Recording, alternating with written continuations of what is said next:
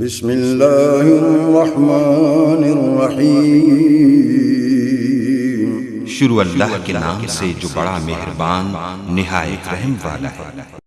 کیف تکفرون باللہ وکنتم امواتا فاحیاکم ثم یمیتکم ثم یحییکم ثم الیہ ترجعون۔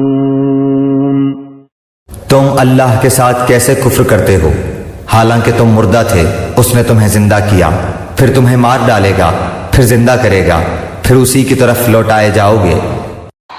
کیف تکفرون باللہ وکنتم امواتا، تم کیسے کفر کرتے ہو اللہ کا؟ بڑا پیارا انداز ہے۔ وکنتم امواتا، تم مردہ تھے، فاحیاکم، تمہیں زندہ کیا، ثم یمیتکم، پھر تمہیں مارے گا، ثم یحییکم، پھر جلائے گا، ثم الیہ ترجعون، پھر تم اس کی طرف لوٹ جاؤ گے، لوٹا دیے جاؤ گے۔ یہاں وہ بات آ گئی جو آج نگاہوں سے بالکل اوجھل ہو چکی ہے۔ یہ ہم دنیا میں آنے سے پہلے مردہ تھے، کیا مانے؟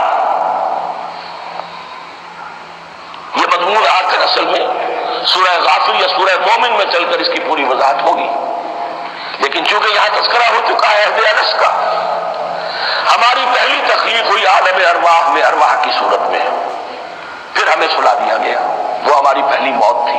مردہ جو ہے معدوم نہیں ہوتا، مردہ ہوتا ہے، بے جان ہوتا ہے، سویا ہوا ہوتا ہے، اور موت کو، نیند کو تشبیہ دی گئی ہے۔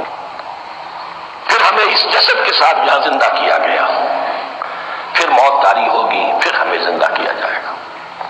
یہ آیت جیسا کہ میں نے عرض کیا بہت بڑی اور بڑی گہری حکمت اور فلسفہ قرآن کی آیت ہے۔